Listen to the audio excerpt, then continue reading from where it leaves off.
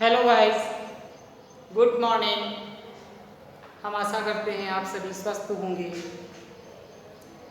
क्योंकि कोविड-19 की वजह से आप लोगों की पढ़ाई नहीं हो पा रही है। फिर भी हम आपको ऑनलाइन पढ़ाई के अंतर्गत आपका सिलेबस को पूर्ण करा रहे हैं। चलिए, हमने आपको पिछले वीडियो में परमाणु एवं परमाणु की संरचना एटॉमिक एंड एटॉमिक स्ट्रक्चर्स में आपको रदरफोर्ड की परमाणु मॉडल की कमियां आदि के विषय में हमने आपको बताया था। अब हम आपको बोहर का परमाणु मॉडल के विषय में बताने जा रहे हैं कि बोहर का परमाणु मॉडल क्या होता है। तो बोहर वैज्ञानिक ने रदरफोर्ड की परमाणु मॉडल की कुछ कमियों को दूर करके इस मॉडल को प्रस्तुत किया, जिनके अनुसार कुछ महत्वपूर्ण बिंदु थे। नंबर 1 कि इलेक्ट्रॉन नाभिक के चारों ओर बंद वृत्तीय कक्षाओं में चक्कर लगाते हैं। इलेक्ट्रॉन नाभिक के चारों ओर बंद वृत्तीय कक्षाओं में चक्कर लगाते हैं तथा चक्कर के लिए आवश्यक अभिकेंद्र बल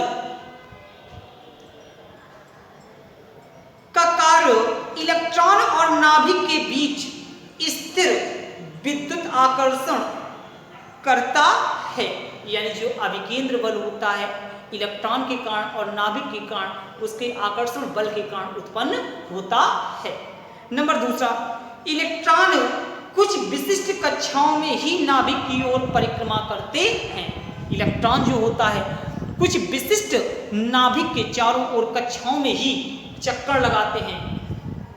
इन कक्षाओं में परिक्रमा करते हुए वे विकृत नहीं करते हैं, यानी ऊर्जा का विसर्जन नहीं करते हैं। इन कक्षाओं को इलेक्ट्रॉन की स्थिर कक्षाएं कहा जाता है। इन इलेक्ट्रॉन की कक्षाओं को स्थिर कक्षाएं कहा जाता है। नंबर 3, जब इलेक्ट्रॉन अपनी स्थिर कक्षाओं में परिक्रमा करते हैं तब तक परमाणु द्वारा ऊर्जा विकृत नहीं होती है और एक निश्चित ऊर्जा में विकृत कर ये शोषित कर परिक्रमा करता हुआ इलेक्ट्रॉन अपनी कक्षा परिवर्तित कर सकता है। इन कक्षकों को क्वांटम कहते हैं।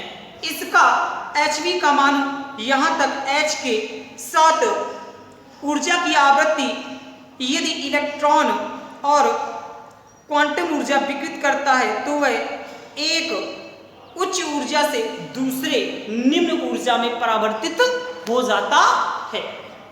इस प्रकार आपने बोहर का परमाणु मॉडल सुना। अब हम चलते हैं बोहर के परमाणु मॉडल का चित्र को भी देख लेते हैं, इसका फिगर क्या बनेगा। तो चलिए फिगर को ध्यान में रखते हैं।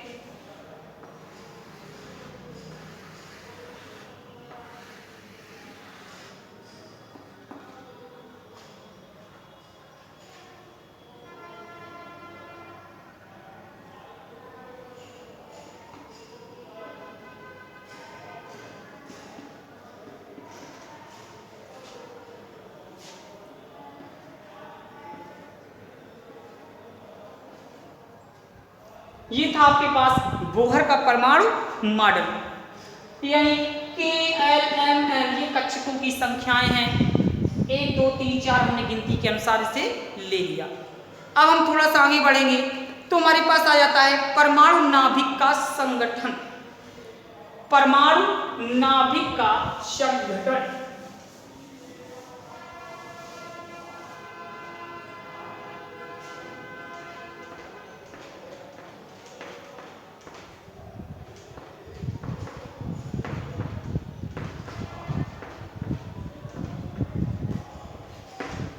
परमाणु नाभिक का संगठन क्या होता है। परमाणु में किसका संगठन होता है, नाभिक में किसका संगठन होता है। तो परमाणु नाभिक एक धनावेशित केंद्र होता है। इसमें न्यूट्रॉन और प्रोटॉनों का संगठन होता है। न्यूट्रॉन और प्रोटॉनों का संगठन होता है। तो किसका संगठन होता है? प्रोटॉन और न्यूट्रॉन का संगठन होता है, जिसके इस योग को न्यूक्लियन कहते हैं। इसे क्या कहते हैं? न्यूक्लियन। यानी संगठन किसका किसका होता है? N+P, या न्यूट्रॉन प्लस प्रोटॉन। इसे हम न्यूक्लियन भी कह सकते हैं। अगला इसमें भी लगा हुआ है परमाणु संख्या या परमाणु क्रमांक। परमाणु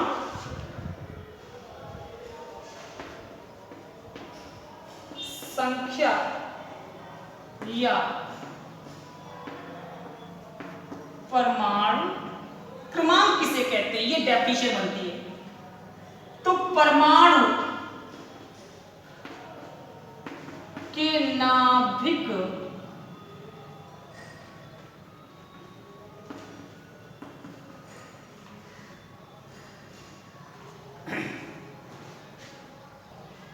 तो परमाणु के नाभिक में प्रोटॉनों या इलेक्ट्रॉनों की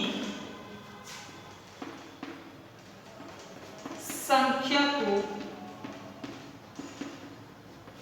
परमाणु क्रमांक कहते हैं। इसे किससे व्यक्त करते हैं? Z से व्यक्त करते हैं। तो परमाणु के नाभिक में प्रोटॉनों या इलेक्ट्रॉनों की संख्या को परमाणु क्रमांक या परमाणु संख्या कहते हैं। इसे किससे व्यक्त करते हैं? तो Z से व्यक्त करते हैं। तो इसका फार्मूला क्या बन जाता है? Z बराबर P बराबर E। Z परमाणु क्रमांक, P प्रोटॉन, E इलेक्ट्रॉन। फिर सुन लीजिएगा कि परमाणु के नाभिक में प्रोटॉनों की संख्या या धनावेशों की संख्या क्या कहलाती है? परमाणु संख्या या परमाणु क्रमांक कहलाती है। इसे किससे व्यक्त करते हैं? तो Z से व्यक्त करते हैं। Z बराबर P बराबर E। Z जहां परमाणु क्रमांक है, P प्रोटॉन है और E इलेक्ट्रॉन है। अगली हेडिंग की ओर चलते हैं। तो हमारे पास लगी हुई है द्रव्यमान संख्या। द्रव्यमान संख्या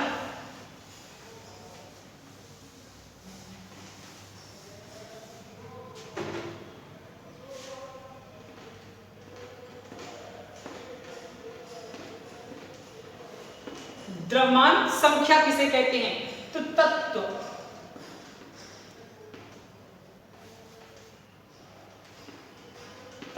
के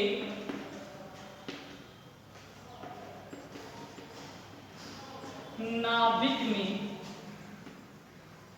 प्रोटॉन और न्यूट्रॉन के योग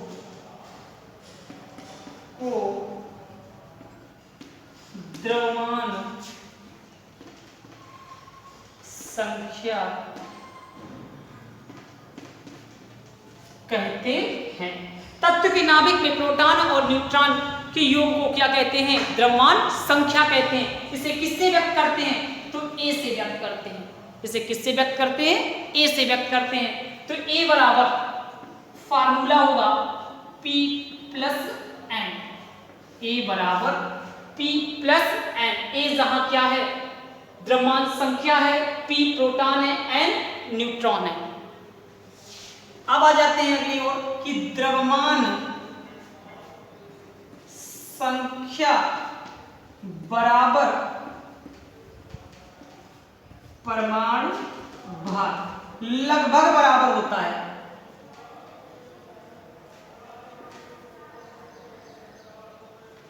जो तत्व का द्रव्यमान संख्या होता है वह परमाणु भार के लगभग बराबर होता है। अब चलते हैं अगली हेडिंग की ओर कि समस्थानिक किसे कहते हैं? समस्थानिक किसे कहते हैं? तो अगली हेडिंग होगी आपकी आगे जाकर के समस्थानिक।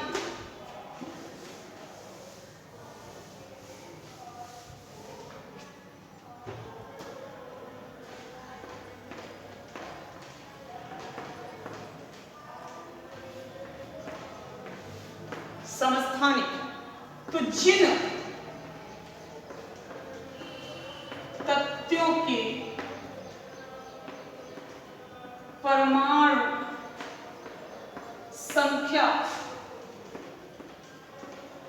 समान होती है उन्हें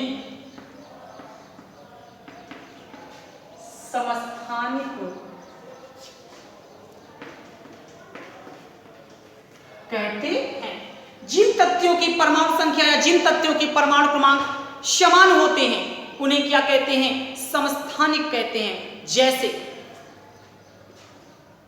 1H1, 1H2, 1H3। देखिए परमाणु क्रमांक 1, इसका ही परमाणु क्रमांक 1, इसका ही परमाणु क्रमांक 1, इसे क्या कहेंगे? समस्थानिक कहेंगे। इसका नाम क्या हुआ? हाइड्रोजन। इसका नाम क्या हुआ? ड्यूटेरियम। इसका नाम क्या हुआ? ट्राइटियम। या इसका नाम एक और भी है हमारे पास, प्रोटियम। इसका नाम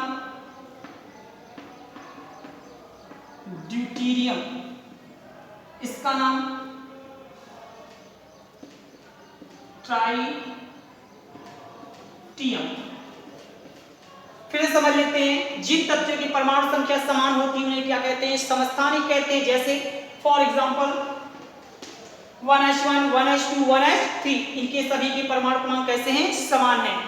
दूसरा एग्जांपल ले लेते हैं 6C12, 6C13, 6C14, ये सभी कार्बन के रूपक हैं। 666 आप देख रहे हैं कि परमाणु क्रमांक तीनों के कैसे हैं? समान हैं।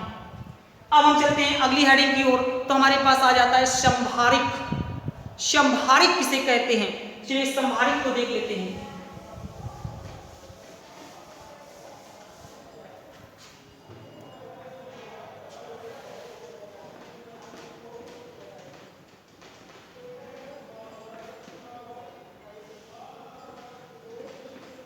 संभारिक तो जिन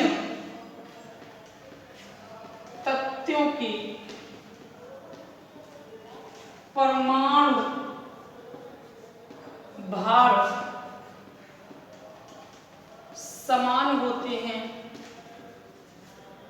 जिन तत्वों के परमाणु भार समान होते हैं उन्हें संभारिक कहते हैं। जैसे 18 argon 40, 19 potassium 40, 20 calcium 40 for example. देखिए 18 आर्गन 40, 19 पोटेशियम 40, 20 कैल्शियम 40, इनके देखिए परमाणु भार 40, इसका ही परमाणु भार 40, इसका ही परमाणु भार 40। तो परमाणु भार आपके कैसे हैं? समान हैं। तो जिन तत्वों के परमाणु भार समान होते हैं उसे क्या कहते हैं? समभारिक। आज हमने आपको समस्थानिक, संभारिक, बोहर का परमाणु मॉडल आज के विषय में इस वीडियो में आपको हमने बताया। अब हम आपको अगले वीडियो में अगली परिभाषाएं आप सीखेंगे जिसमें समन्यूट्रॉनिक होगी तथा रेडियो एक्टिविता की खोज किसने की, स्टेप बाय स्टेप करते चले जाएंगे। आशा करते हैं आपको समझ में आया होगा। यदि फिर भी नहीं समझ में आ रहा है तो आप कांटेक्ट के थ्रू या कमेंट के थ्रू आप अपना आंसर ले सकते हैं। धन्यवाद।